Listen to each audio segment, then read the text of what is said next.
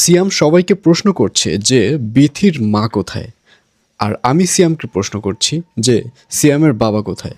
হ্যাঁ ভিউয়ার্স, আপনারা জানতে পেরেছেন যে বিথির পাতানো ভাই হচ্ছে সিয়াম, এবং সিয়াম বিথিকে প্রশ্ন করেছে যে বিথির মা তো জীবিত আছে, তারপরও বিথি সবাইকে বলে বেড়াচ্ছে যে বিথির মা নেই।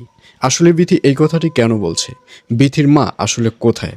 আমার প্রশ্ন হচ্ছে, সিয়াম যে বিথিকে এইভাবে ইনডাইরেক্টলিভাবে অপমান করছে, আমার প্রশ্ন হচ্ছে সিয়ামের বাবা কোথায়?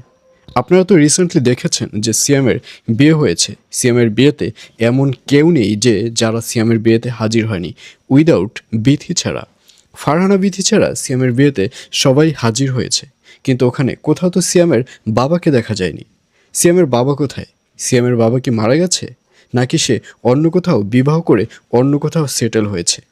কিছুই তো সিয়াম আমাদেরকে বলেনি। সুতরাং সিয়ামের বোঝা উচিত যে কাউকে অপমান করার আগে নিজের দিকটা একবার হলেও বিবেচনা করা উচিত। প্রত্যেকটা মানুষের লাইফে খারাপ দিক ভালো দিক থাকতেই পারে, কোনো একটা পার্সোনাল দিক থাকতেই পারে। বিথি সবাইকে বলছে তার মা নেই, কিন্তু সবাই এবার বলছে যে বিথির মা আছে।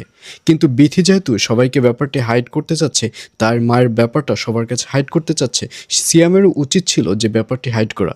কিন্তু সিয়াম কি করলো?